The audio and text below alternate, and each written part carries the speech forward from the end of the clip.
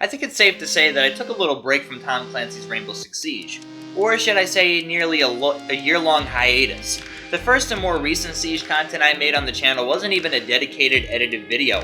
It was a stream of me just playing the game prepping for the new operators. And then, the dark times struck.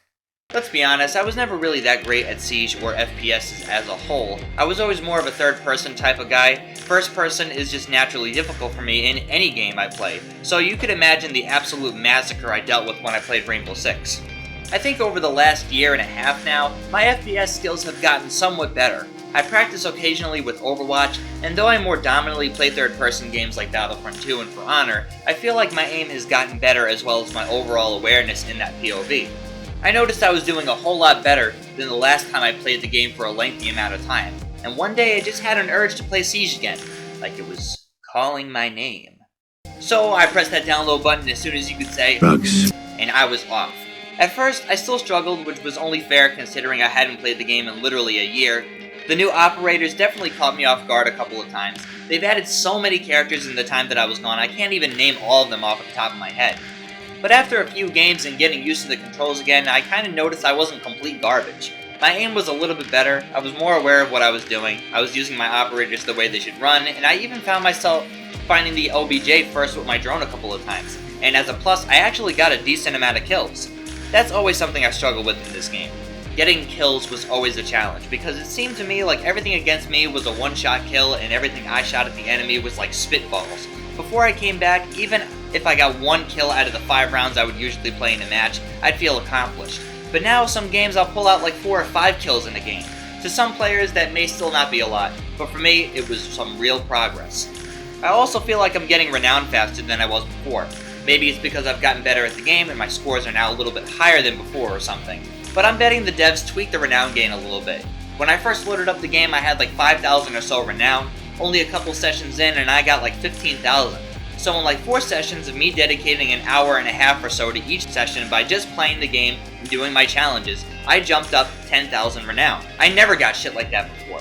This is great for me though, because I personally didn't buy any of the year passes, and if I keep getting renown like this, I probably won't have to. I like it how you have the option to grind for a character like in For Honor, because maybe I don't want all the characters. I've got my eye on a couple of them I've been wanting to try out, like Vigil and Lion and maybe Alibi, but I've never really gotten the urge to play as ops like Finka or Maestro. For Honor was completely different in my opinion, because every character was drastically different. In Siege, each character has a unique ability, but there are only so many ways you can shoot a gun, and I think I can live without a turret that can shoot a laser. Also, I've noticed I'm not getting voted to get kicked or team killed as much anymore.